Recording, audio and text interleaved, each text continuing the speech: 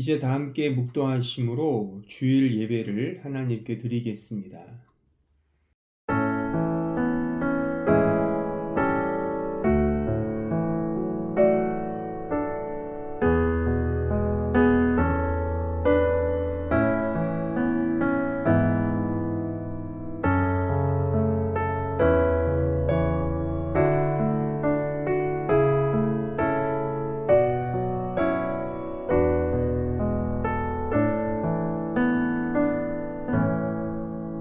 하나님의 영이시니 예배하는 자가 신령과 진리로 예배할지니라. 아버지 하나님 감사합니다. 저희들도 이 시간 온라인 예배로 모여서 예배로 나아갑니다. 이 예배를 붙잡아 주시고 우리의 마음속에 오직 하나님의 은혜와 예수 그리스도의 진짜 복음 되심을 마음속 깊이 새기며 은혜로 나아가는 복된 시간으로 인도하여 주옵소서. 예수님의 이름으로 기도하옵나이다. 아멘. 이제 다 함께 사도신경으로 우리의 신앙을 고백하겠습니다. 나는 전능하신 아버지 하나님 천지의 창조주를 믿습니다. 나는 그의 유일하신 아들 우리 주 예수 그리스도를 믿습니다. 그는 성령으로 잉태되어 동정녀 마리아에게서 나시고 본디오 빌라도에게 고난을 받아 십자가에 못 박혀 죽으시고 장사된 지 사흘 만에 죽은 자 가운데서 다시 살아나셨으며 하늘에 오르시어 전능하신 아버지 하나님 우편에 앉아 계시다가 거기로부터 살아있는 자와 죽은 자를 심판하러 오십니다. 나는 성령을 믿으며 거룩한 공교회와 성도의 교제와 죄를 용서받는 것과 몸의 부활과 영생을 믿습니다. 아멘. 이제 다 함께 찬송가 31장으로 하나님을 찬송하겠습니다.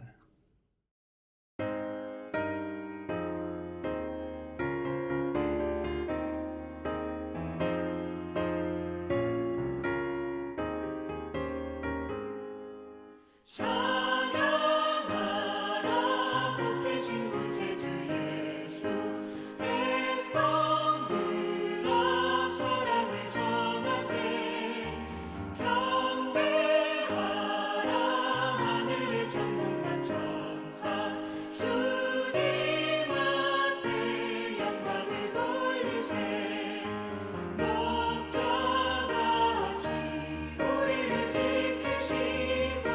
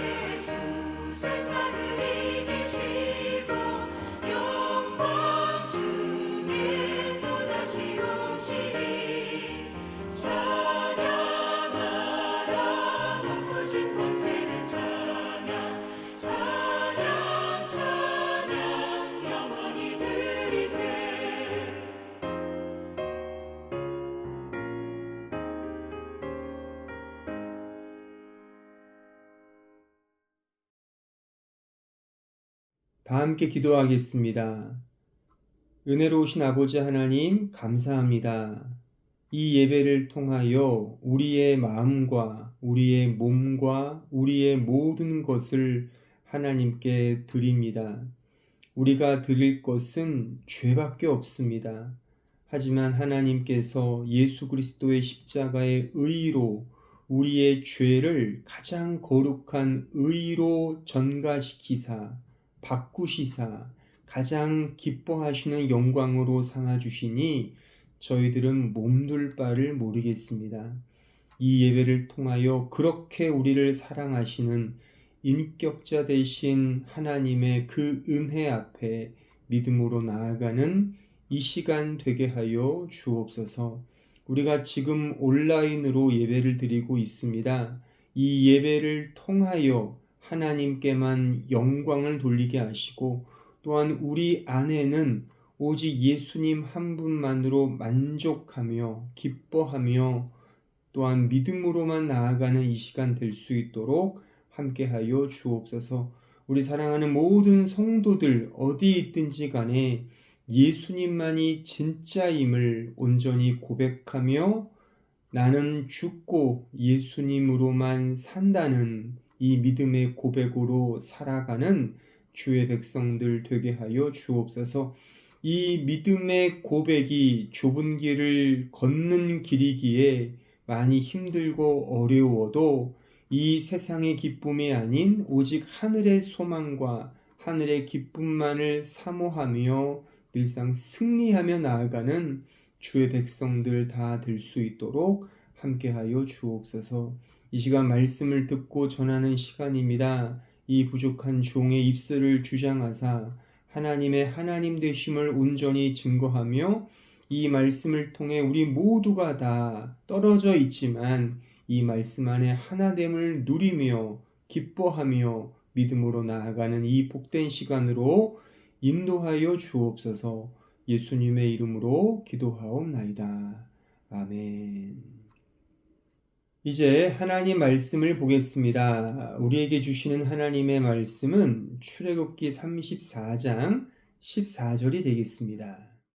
너는 다른 신에게 절하지 말라. 여호와는 질투라 이름하는 질투의 하나님이니라.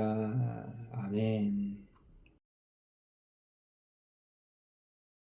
우리는 지금 인격자이신 하나님에 대해서 이 말씀을 함께 나누고 있습니다.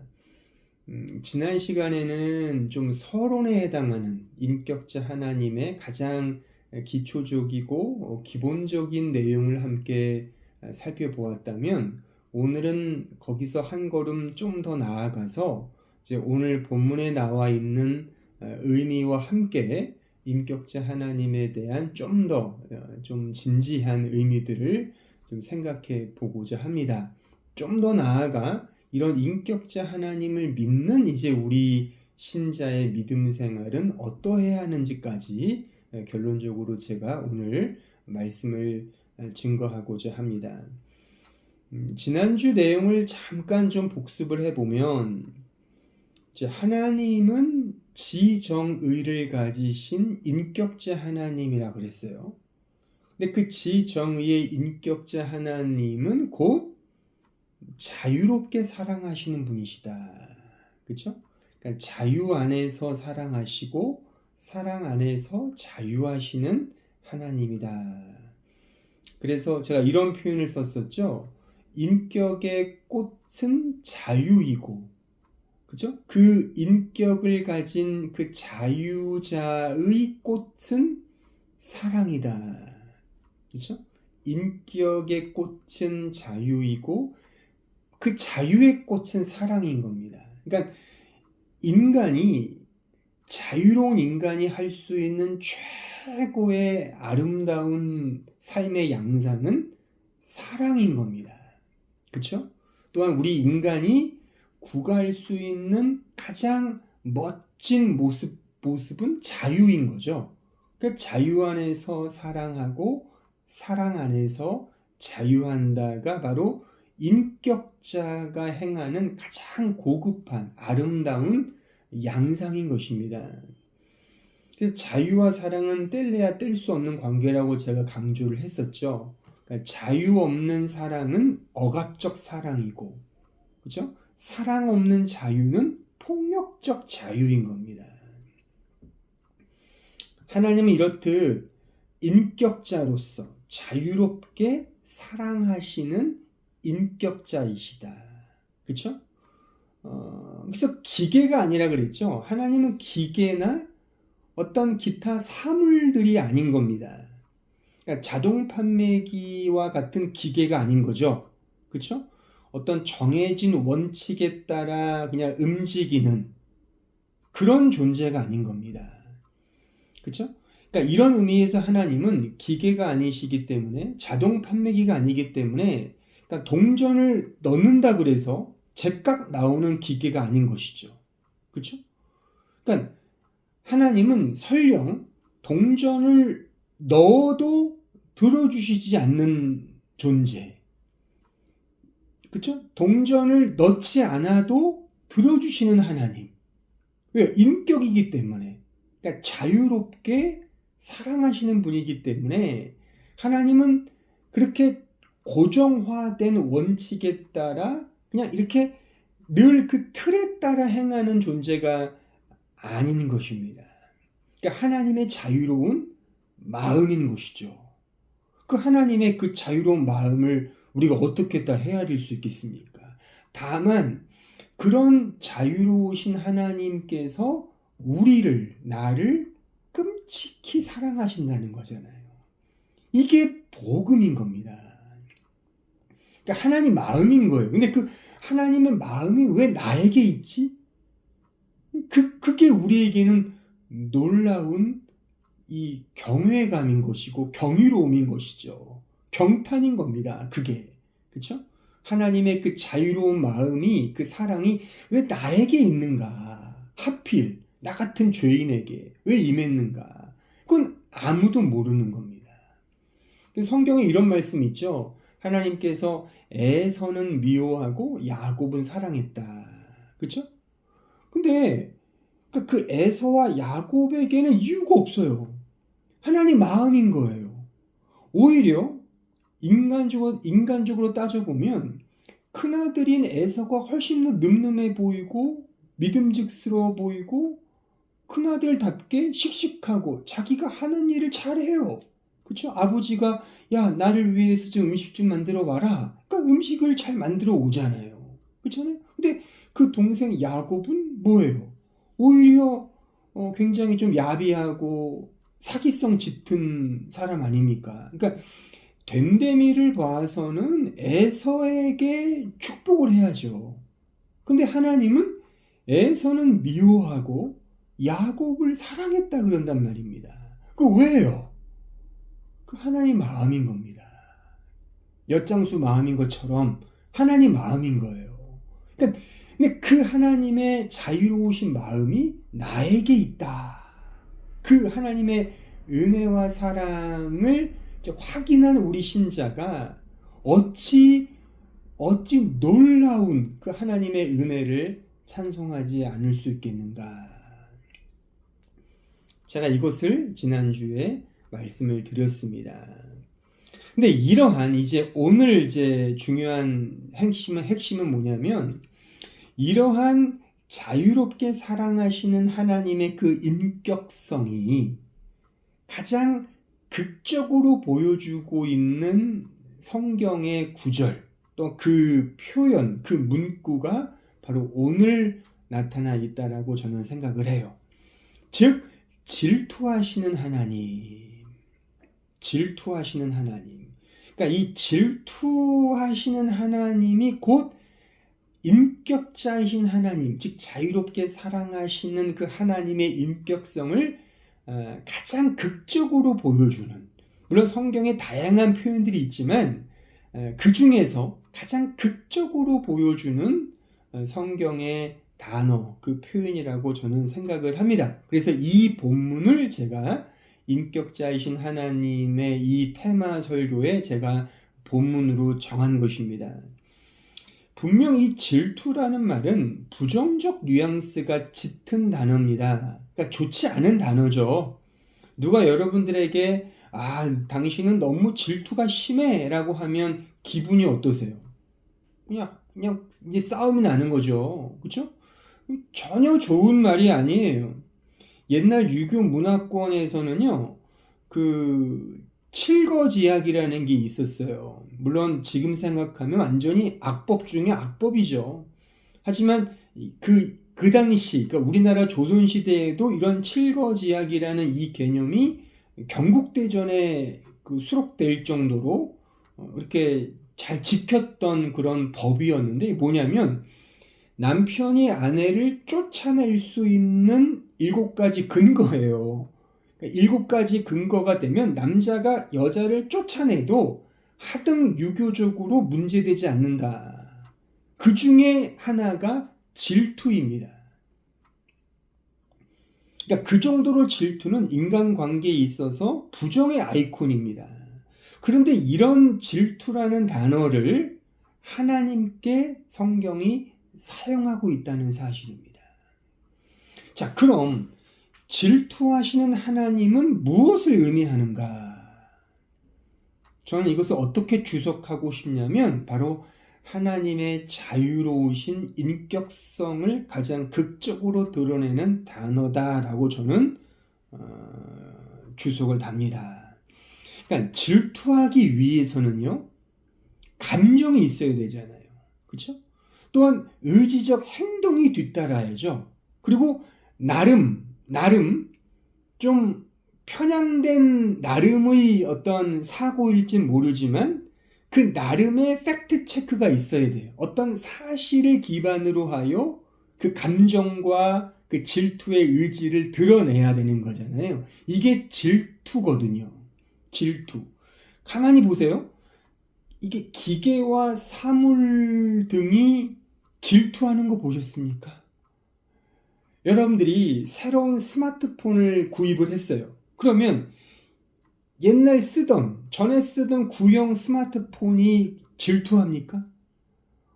주인님, 왜 나를 버리고 저 새로운 스마트폰을 사셨어요? 라고 질투하는 그런 스마트폰 또는 기계가 있습니까? 없단 말입니다. 그렇잖아요. 그러니까 기계나 사물, 이런 인격적이지 않은 비인격적 존재들은 질투라는 걸 할 수 없는 거예요. 질투라는 이거는 인격자만이 할 수 있는 고유한 특성이라 그겁니다. 그래서 성경은 하나님의 인격성을 강조하기 위하여 하나님은 질투하시는 하나님이다라고 표현을 하고 있다는 것입니다. 부정적인 질투의 단어를 써가면서까지 하나님의 인격성을 드러내고자 하는 성경의 의도는 하나님은 진정 자유롭게 사랑하시는, 근데 그 자유롭게 사랑하신다는 이 특징이 매우 극단적이고 이기적이며 심지어 극단적인, 독단적인 이런 사실을 드러내기 위하여 질투라는 이 단어를 하나님의 어떤 모습으로, 하나님의 성향으로, 하나님의 하나님 되심으로 성경이 사용하고 있는 것입니다. 즉 하나님의 자유로운 사랑은 이렇게 표현해 볼게요. 매우 일방적이다. 다시 교리적으로 말하면 불가항력적인 사랑이다. 물론 일방적인 사랑으로 보이지만 사실 그 일방적인 사랑은 우리의 수준에 맞추어 주시는 은혜이기 때문에 하나님 편에서 엄청난 인내와 오래 참으심이 깃들어 있는 사랑임에 또한 틀림없습니다. 하나님의 수천 년을 기다려서 우리를 지금 선택하셨지 않습니까? 이걸 봐도 그러니까 내가 지금 예수를 믿고 있다는 이 내 자신의 실존만 보더라도 하나님의 이 일방적 사랑이 우리가 이 세상의 사전적으로 이해하는 그 일방적과는 좀 다르겠죠. 하나님의 이기적이고 일방적이고 불강력적인 은혜와 자유로운 사랑이지만 그것은 끊임없이 우리의 수준에 맞추어 주시는 거기 때문에 끊임없이 기다리시고 오래 참으시고 인내하시는 그 시간 속 하나님의 정서임을 또한 우리는 확인할 수가 있는 것입니다. 이런 맥락에서 보면 질투는 그래서 사랑인 겁니다. 그러니까 질투가 없는 건 사랑이 아닌 거예요. 그러니까 내가 사랑하는 어떤 남자나 혹은 여자가 다른 남자와 다른 여자와 함께 있고 희낙낙거리고 너무 좋은 시간을 보내고 있어요. 약간 좀 불륜 모드를 타면 한밤중에 이상한 곳에 가서 그냥 둘이 같이 있어요. 엄연한 남편과 아내가 있는데도 불구하고. 그럼 이건 뭐죠? 이건 불륜이죠. 그러니까 이걸 보면서도 그 상대방 이 아내나 남편이 괜찮아, 괜찮아, 이럴 수 있겠습니까? 그러니까 이런 질투심이 일어나지 않는 사랑은 사실 사랑이 아닌 거죠. 그렇죠? 그래서 이런 의미에서 질투는 곧 사랑인 겁니다. 그것도 매우 끔찍한 사랑인 거죠. 그렇죠? 일방적이고 불강력적이고 그냥 이기적이고 극단적이고 독단적인 사랑인 거죠. 그렇죠? 그래서 이게 하나님의 질투하시는 하나님. 질투는 곧 사랑인 것입니다. 그 옛날 최수종과 그 최진실이 주연했던 그 질투라는 드라마 아시죠? 그죠? 그 얼마나 쌈쌈한 이야기예요. 그죠? 그 질투, 그게 곧 사랑이다, 그겁니다. 하지만 세상에서 말하는 인간적 질투와 하나님의 질투는 근본적으로 다릅니다. 그러니까 뭐가 다를까요? 그러니까 인간적 질투, 세상이 말하는 우리가 여타 행하는 그런 질투는 남이 잘 되는 꼴을 보지 못하는 질투이죠. 그렇죠? 하지만 반면에 하나님의 질투는 남을 위해 자신을 내려놓는 질투라는 겁니다.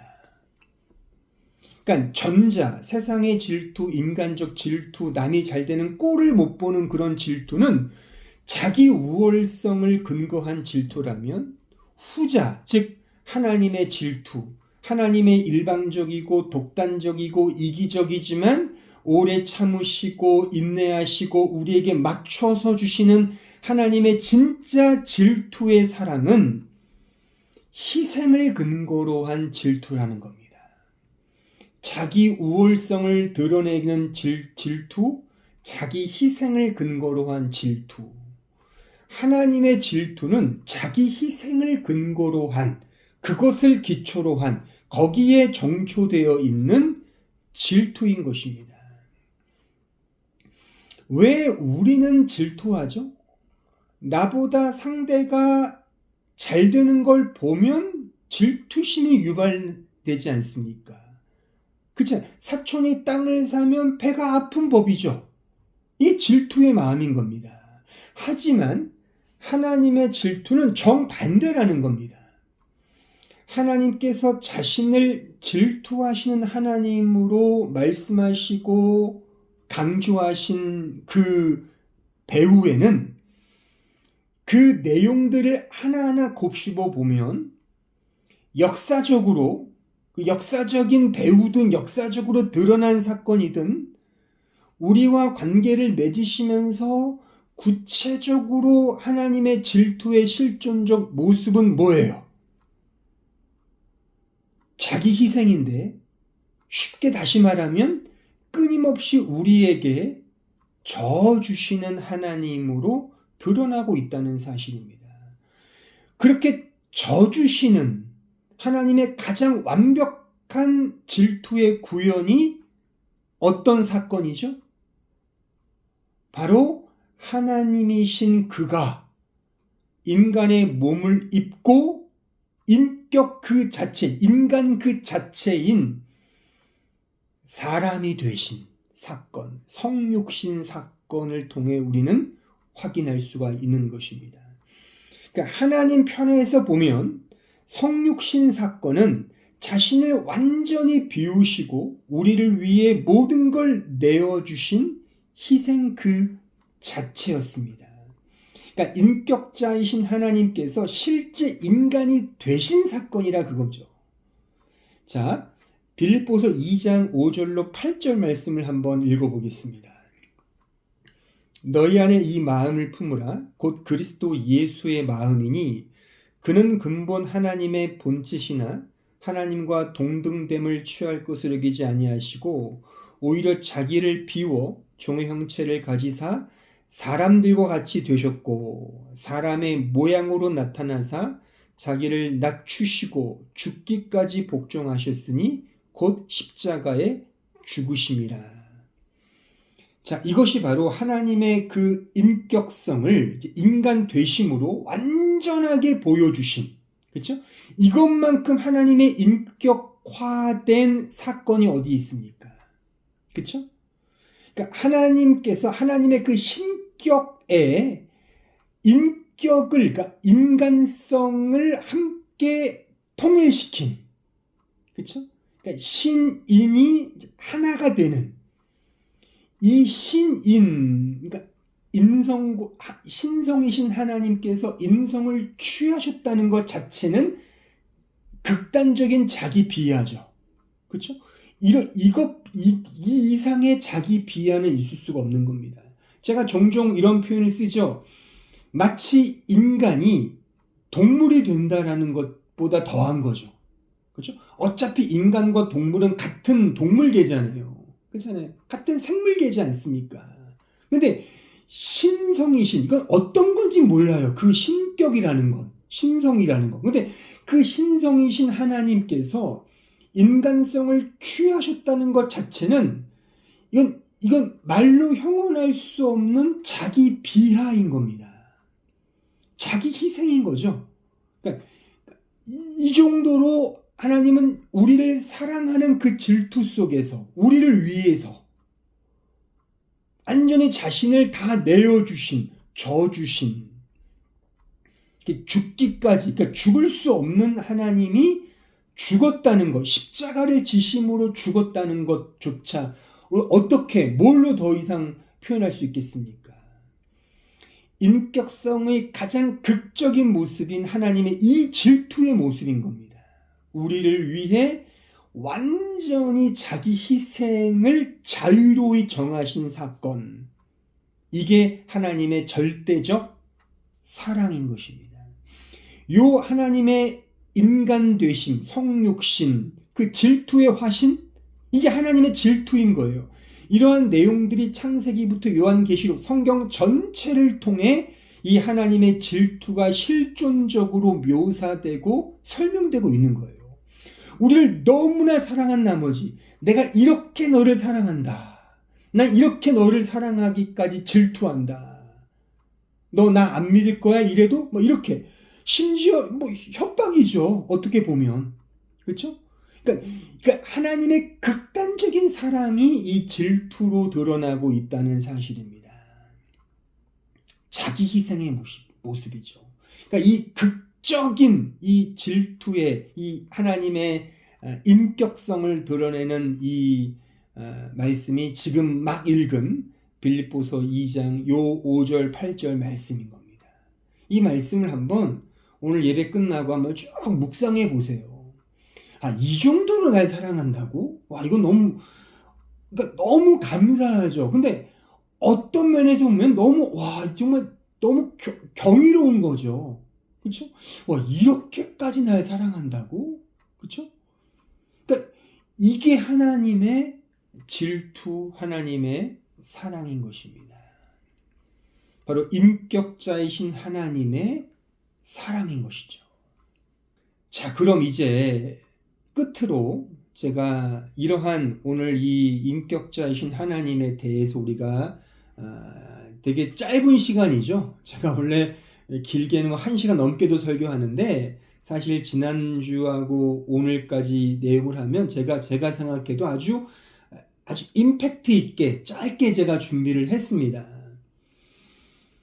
그러니까 인격자이신 하나님은 자유롭게 나만을 극단적으로 사랑하시는 하나님의 그 마음이라고 우리가 설명할 수 있겠죠. 정리할 수 있겠죠. 자, 그럼 이제 우리가 이 하나님의 하나님 되심을 배웠잖아요. 그러면 그 하나님을 이제 배운 오늘을 사는 내가, 신자인 나에게 이 진리가 어떤 유익과 어떤 영적 도전을 주는가 한번 생각해 볼 여지가 충분히 있겠죠. 그렇죠? 특히 우리의 믿음 생활의 측면에서 어떤 영적 유익과 도전을 주는가? 무엇이겠습니까? 여러분들이 이러한 오늘 인격자이신 하나님에 대해서 지난 시간과 오늘까지 배우셨어요. 나를 이렇게까지 정말 이런 극단적으로 이렇게 질투하시면서까지 나를 인격적으로 사랑하신다고? 그렇죠? 나를 이렇게 위하신다고? 이러한 하나님의 질투의 인격을 우리가 배우면서 우리가 꼭 명심해야 될 중요한 영적 유익과 영적 도전은 바로 이 질투의 인격은 곧 우리 신자가 닮아가야 할 인격이며 그 마음이라고 하는 사실입니다. 아까 읽었던 빌립보서 2장 5절 보면 너희 안에 이 마음을 품으라. 이 인격을 품으라. 뭐예요? 누구의 인격? 누구의 마음? 하나님의 마음. 예수 그리스도의 인격, 예수 그리스도의 마음을 의미하는 거죠. 그럼 어떤 마음이에요? 자기를 낮추신 하나님의 인격. 우리를 위해 자신을 그냥 내어주신, 더 낮추신, 심지어 십자가에 죽으신 그 하나님의 인격, 하나님의 마음을 우리가 닮아가는 것입니다. 만약 이 지구 위에 존재하는 모든 신자들이 예수님의 이 인격처럼 나를 끊임없이 낮추며 타인에게 그냥 져주면서 산다면 세계 평화 옵니다. 세상에 평화 온다니까요. 지금 전쟁 일으키고 있는 나라들을 보세요. 다 하나님을 믿는다는 나라들이에요. 그쵸? 또 우리가 늘 싸우잖아요. 우리도요. 그러니까 싸우는 사람들은 대부분 다 신자들이에요. 왜? 그만큼 기독교인이 많다는 거죠. 근데 지금 이 세상에 사는 모든 신자들이 이 자기가 믿고 있는 이 하나님의 마음처럼 그리스도의 인격처럼 다 져주며 산다면, 낮추며 산다면 세계 평화 옵니다. 거기가 하나님 나라일 겁니다. 우리가 왜 이렇게 지긋지긋하게 남을 헐뜯고 미워하고 모질게 비방하고 시기합니까? 자신이 남보다 더 높다고, 더 낫다고 생각하기 때문이 아닌가요? 그러니까 자신을 진정 낮추고 타인이 나보다 더 좋다고, 더 낫다고 생각하면 결코 싸울 일이 없을 것입니다.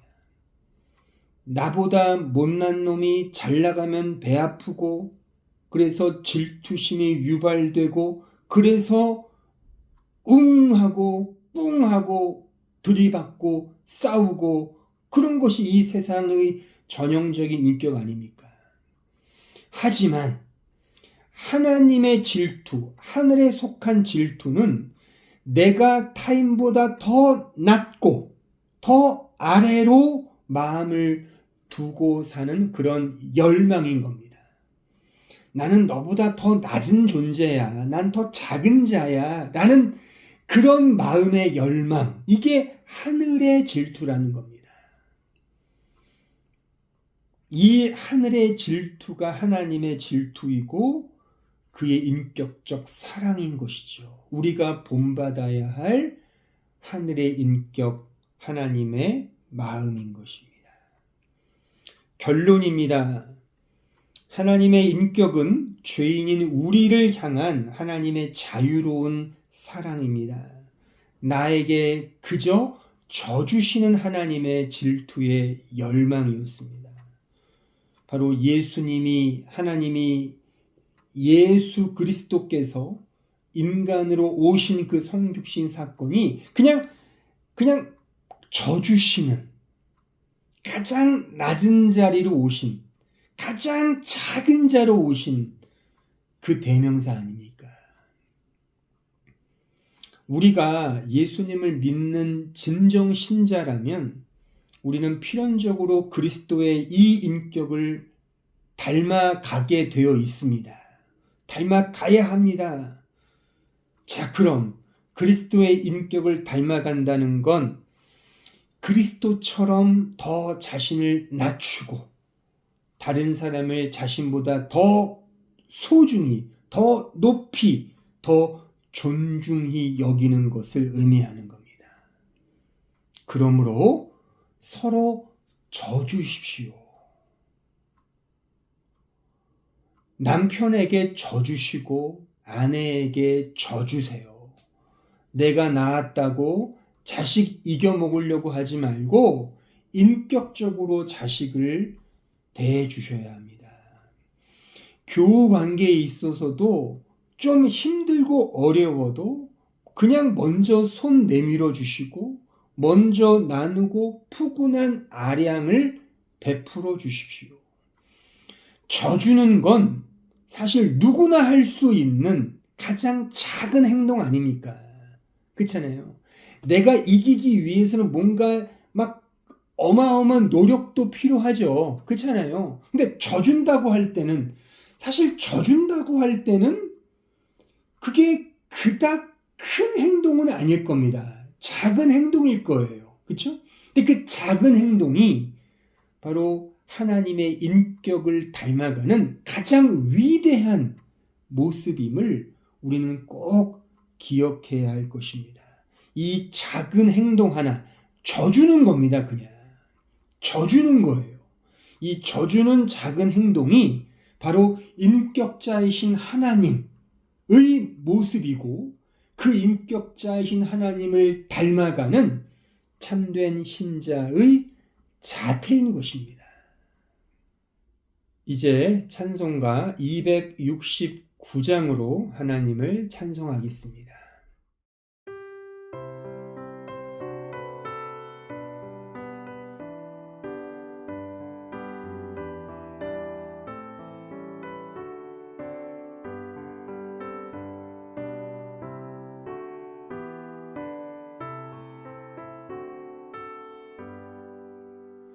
그 참혹한 십자가에 주 달려 흘린 피 샘물같이 흘러서 죄 씻어주시네.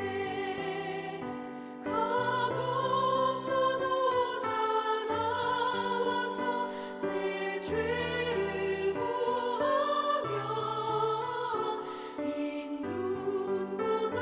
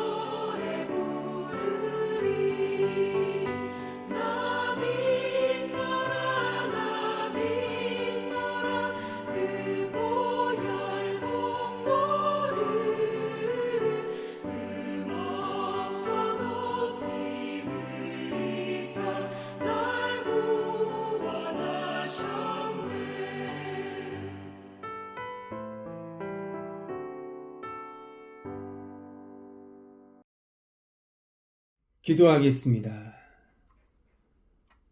우리 구주 예수 그리스도의 은혜와 하나님 아버지의 그 크신 사랑과 성령 하나님의 교통하심이 인격자이신 하나님의 그 모습을 바라보며 우리를 위해 십자가로 가장 작은 자로 오신, 가장 낮은 자리로 오신 하나님의 그 마음과 인격을 보며 우리의 신자됨이 무엇인지 고민하고 성찰하여 그리스도의 그 마음, 그 인격을 닮아가고자 소원하며 열망하는 주의 백성들 머리 위에 이제로부터 영원토록 함께 있을지어다. 아멘.